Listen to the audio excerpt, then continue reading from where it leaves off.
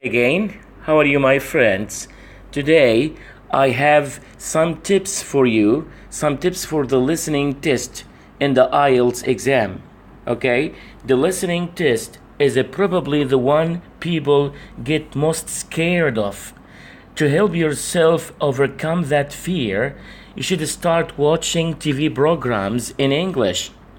These are better than radio or audiobooks because you also see images that help you understand the words you hear. Okay? You should know that listening is a skill, not a gift. Okay? From my experience, in many cases, listening is the least developed skill. Okay, so you have to try to improve this skill. Okay, and you have to remember that nobody is born with this skill. It is just a skill. You have to learn it and try to improve it. Okay, number two, you should teach yourself the words. What do I mean by that? The only way to improve your listening ability is to train yourself, to train your ears to separate and understand the words you hear in the flow of a sentence. Often what you hear is a blah, blah, blah, blah. You hear something like that in the sentences, which you can't break into words. And for that reason, it makes no sense to you. When training, make a recording of the news, a lecture, a television program, a movie, or an actual IELTS listening test and work with it. I suggest using an MP3, for example, MP3 player. Okay? You can easily record English from the radio or any other source into it. It's also easy to repeat sentences you didn't understand. Okay, an MP3 player is small and light, so you can use it in any spare moment that you have, riding on a bus or on a tram, walking your dog, taking a walk, etc. In any place you are. First, listen. You should listen. Remember what you heard. Okay, and stop the recording after each phrase. Even if you didn't understand the phrase, play it in your head a couple of times, okay? Like a broken record. For example, if the phrase is, tonight we have a special guest, okay? You repeat it. Tonight we have a special guest. Tonight we have a special guest. Then say it out loud. If you understood that phrase at first, this exercise will improve your pronunciation. If you didn't understand the phrase the first time, this repetition will give you more time to hear it better, break it into words, and make sense out of them.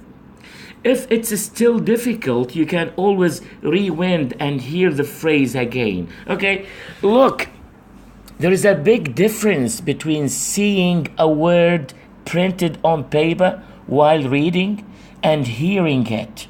If you saw a word, it doesn't mean you will recognize it when you hear it.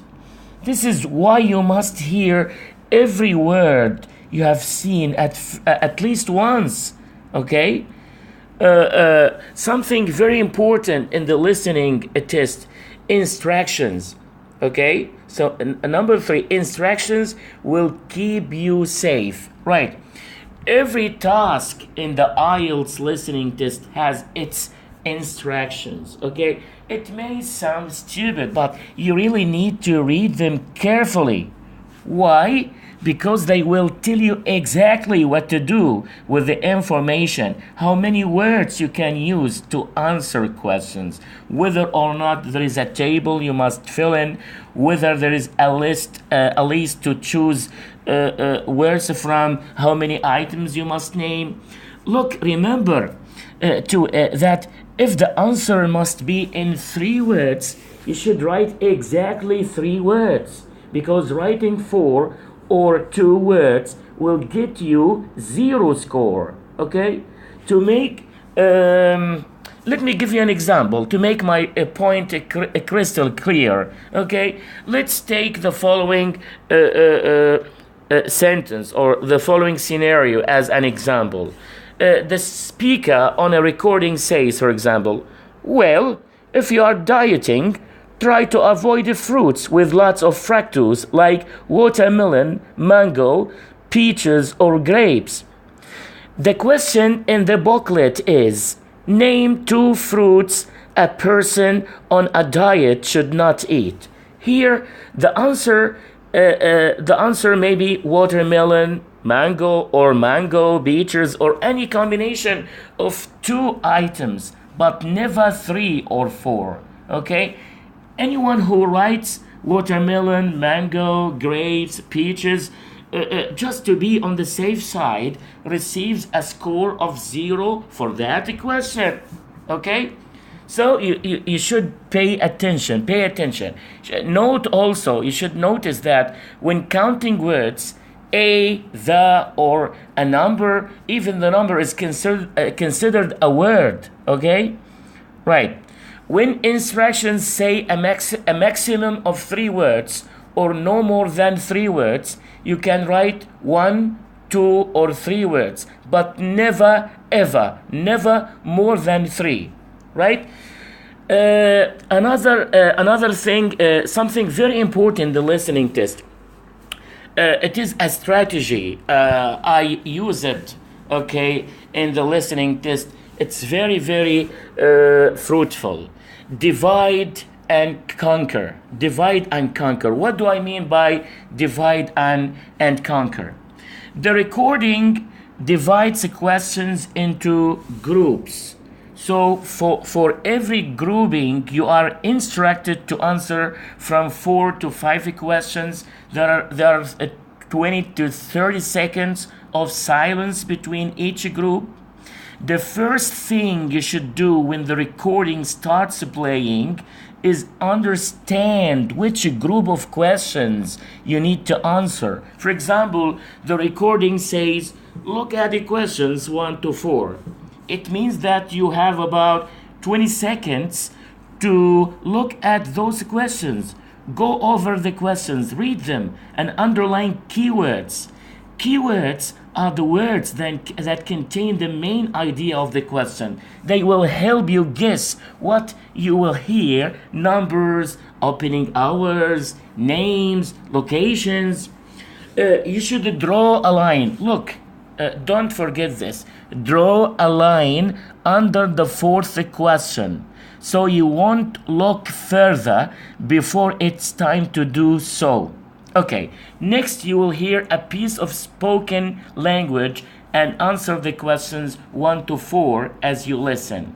It means that you should be able to write one answer and listen to another. Okay, writing and listening. Okay, you should practice that. After that, the recording will say the numbers of the questions in the next group. You should repeat the same process again, including drawing the line. This dividing technique is very efficient, okay, because every time you concentrate on a limited number of questions, it makes you more focused and in control, okay? Also, something very important, number 5, distractions. Okay, I have to talk about this. Don't get confused by all the different voices you are going to hear. The recording uses several different voices of younger and older people, men and women. You may also hear different accents: Australian, British, American. Okay, the background noises also vary. They can be from an airport, a coffee shop, a street, a university lecture hall. You name. Okay, you should be ready for it, and don't let this distract you from the answers. Okay, because that is exactly what they want. Okay, you should ignore the noises and listen for the answers. Okay. Also, number 6, sorry, listen for specifics. Okay, when you are listening, look for descriptions and details, such as dates, for example, places, telephone numbers, okay, years, transportation. If you hear them, but don't know where to place them yet, you can write them in the margins of the listening booklet. Later, you will have some time to check your answers, going over the questions that you couldn't answer during the listening passage. You might see if what you have written in the margins fits, okay? If it is suitable, you can write it. Okay. Something very important, number 7, you should answer as you listen. Okay, sorry. Answer as you listen. What do I mean by this? The reason you have to answer as you listen is that you immediately forget the sentences after you have heard them because of stress, foreign language, constant flow of information. After hearing the third sentence, you won't be able to repeat the first. It means that when any part of the listening is over, you won't be able to remember any of the answers. So you should write them as you hear them. Leave nothing for later, okay? You don't have extra time to write. Okay. Also, number 8, keep moving forward. Okay. A worst case scenario is you losing the sequence of answers. Okay. Don't never ever lose the sequence of answers. So you miss one answer and then you miss another one and so on. To prevent this from happening, always look 1 or 2 questions ahead. It sounds confusing, but after a little practice, it becomes very natural and helps a lot. Believe me, even if you have missed the answer to a question, you should admit it. Admit it, yes, and move to the next one. Otherwise, you will lose it too, okay? So keep moving forward. You don't have much time. Number 9, know your clues. Okay, what do I mean by this?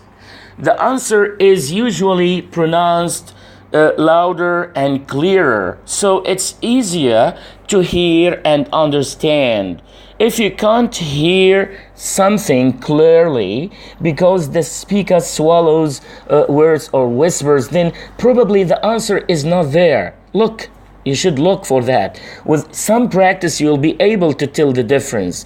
A good clue to an answer is when you hear a repetition of a word being spelled out, okay, or a number dictated. This is a clue for the answer, okay? The last thing I want to talk about is the spelling tasks, okay? Yeah, what do I mean by this? As simple as it sounds, the spelling task is not so easy. Yeah, it's not easy as you feel it. You should practice a little to be prepared for it, okay? Just ask someone to spell the names of cities, for example, for you, and you write them. Try to